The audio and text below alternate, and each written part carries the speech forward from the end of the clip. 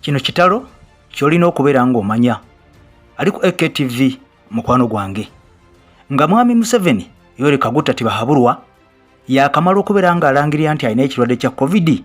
Laba emberenge bwegaze era ono amalidde ddala ennaku 11 ng'ali mu isolation gy'amaze ebbanga ng'agamba nti yeeyawula aleme kubeera ng'asiiga bannayuganda obulwadde buno obwa COVID.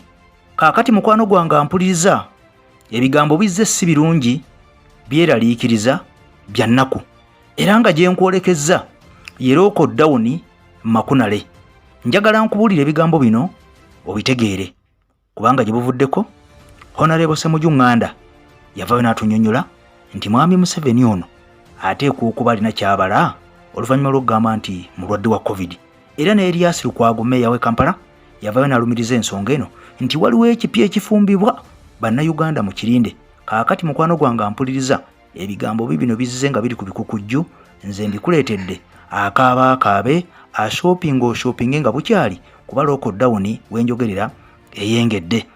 Omukutu AKTV nze AK Master emabega w'omuzindaalo okwanjulira ensonga eno obeere ng'ogitegeera ebeere ng'ekutuulamu ampuliriza.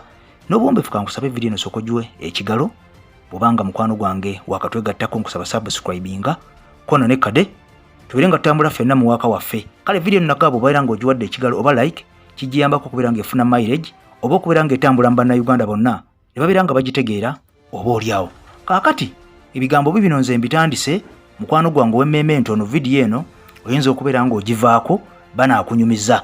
Nze ebigambo kambyogere nga mwami M7 yakamala okubeera nga agenda mu isolation ono n'obukulembeze bw'eggwanga n'abukwasa Prime Minister okumala ennaku ezitali mbale era gy'amaze ennaku 11 ng'ali isolated oba nga yeeyawudde oluvannyuma lw'okubeera nga yakakasa nti yakola tests 3 ebiri ne ziraga nti mulamu naye test emu nekakasa nti ono mulwadde awedde emirimu bw'atyo yasalawo okubeera nga munnanga atweyawulako n'agenda mu isolation. Isolation njagala nnyo ojjukire nti amateeka ga COVID-19 omuntu alina okumalayo ennaku 14 wabula mwami M7 ono yamazeyo ennaku 11 tetumanyi lwaki nze naawe nange tetumanyi lwaki naye ng'ono yamaze ennaku 11 bw'atyo n'avaayo. Wabula nga bino byonna bigenda mu maaso Vice President Jessica Harris Alupo yaliko mu ggwanga erya Zambia nakolera akatambi wano. Bwe yava mu ggwanga erya Zambia ono yavaayo n'akakasa ensi eno nga naye bwe yali amaze okubeera ng'alumbibwa ekirwadde kirumiimamawuggwe ekya COVID-19. Kaakati ono ebigambo yamala okubeera ng'abyogera ne bizikiriraawo mpola mpola era nga amaze otugamba nti agenda mu isolation.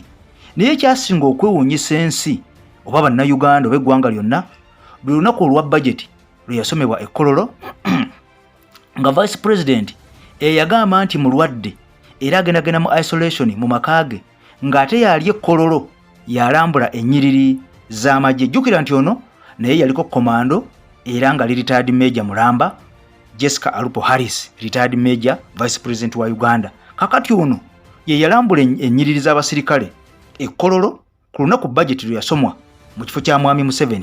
Wabula nga bwe nkunnyonnyodde nti yasooka n'atugamba nti mulwadde. Kakati awo mu kavuvu nga tetumanyi oba obulwadde bwabulirawa oba bwawona butya oba kyali kiwaani nze naawe naye nkugambye ono ye yajja mu public n'alambula ennyiriri z'abasirikale mu kifo kya mwami M7 kubanga ono teyasobola kubeera ng'abeerawo okulambula parade ez'amagye. Kakati nno ebigambo bibadde bikyali bwe bityo nga bwe nkunnyonnyodde nti Honorable Ssemujju yavaayo n'alumiriza ne Haji Erias Lukwago omuloodi w'e Kampala ne bagamba nti mwami M7 okuvaayo okugamba nti mulwadde ateekwa okuba alina kyabala era bano nga bagamba nti babuusabuusa obulwadde oba COVID okubeera nga bwali bukutte mwami M7.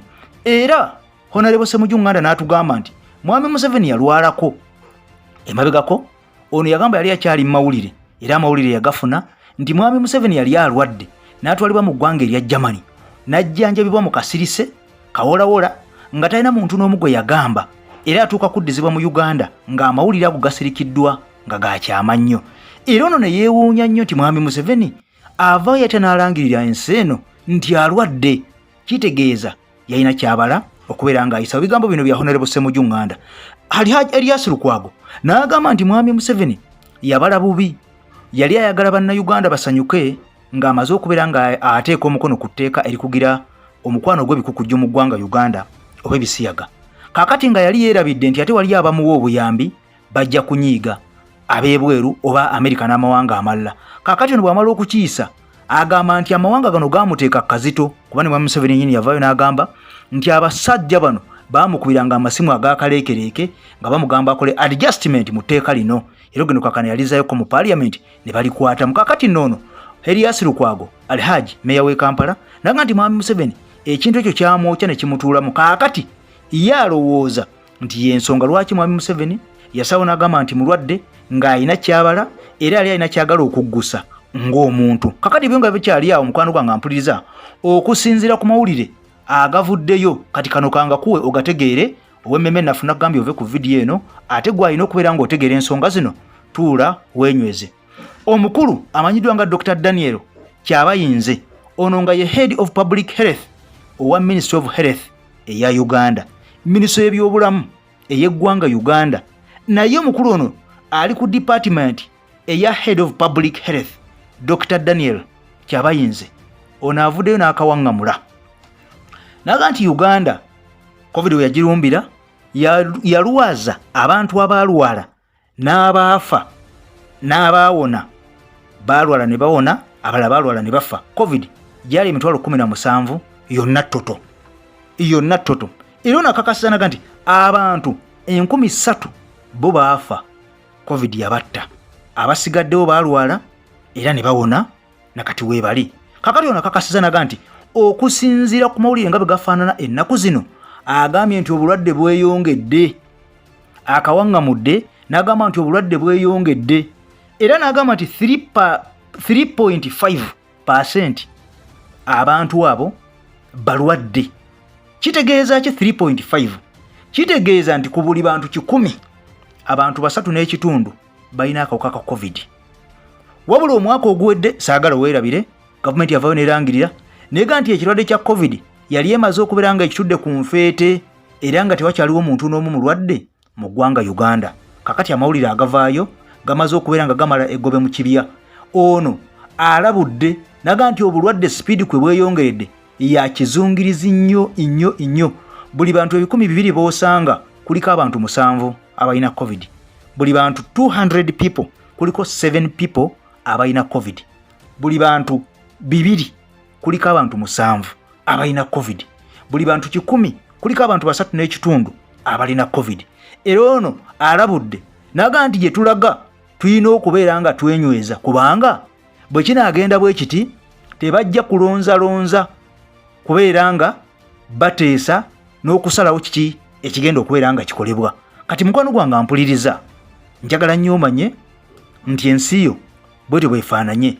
Omwaka oguwedde baatugamba nti COVID alinyiddwa ku nfeete, tewali muntu n'omu mulwadde. Kakati sawa zina amawulire galaga nga mwami Museveni yakamala okubeera nga alwala era n'awona mu nnaku 11. Amawulire gazze agatawomesa nnakabululu gano nga gakakasanga ate obulwadde bwe bweyongedde. Tetumanyi kikigenda kubeera nga kiddako, naye okusinziira ku Dr. Daniel Kyabayinze avuddeyo n'akakasa naga nti abantu bonna abasukka mu myaka 5 okudda waggulu bagende bafune booster injection, bagende bakubwe empiso ey'okuboostinga immunity system yaabwe oba immune system yaabwe ey'omubiri. Agambye buli muntu asukka mu myaka 5 okudda waggulu agende mu ddwaliro bamukuba empiso ey'okuboostinga obusirikale obw'omubiri gwe abeere nga talumbibwa kirwadde kino kya COVID. Kiki ekiddako? Nze naawe nninze kiddako. Amawulire ku AKTV tujja kubeera nga tugakuwa. Mukwano gwange ampuliriza nagamba wadde mawulire ga nnaku oba ga ssanyu tujja kubeera nga tugafuna, wabula olukwe olw'okutuuza mu lockdown lwandibanga lwengedde okusinziira ku mawulire agave wa Dr. Daniel Kyabayinze ono nga ye Head of Public Health ku Ministry of Health bw'akawangamudde bw'atyo n'akatyemula nti abantu 3.5 kuli bantu 100 balwadde. Wadde ng'omwaka oguwedde akawuka kano bagamba kaali kaweddewo. Nze Eke Master mukwano gwange ampuliriza kankusabe video eno gimpeere ekigalo mukwano gwange. Njagala nnyo okutumira ku baana mwenna abasubscribinga ku mukutu gwaffe, mwebale nnyo mwebalire ddala n'okubeera nga mutugoberera.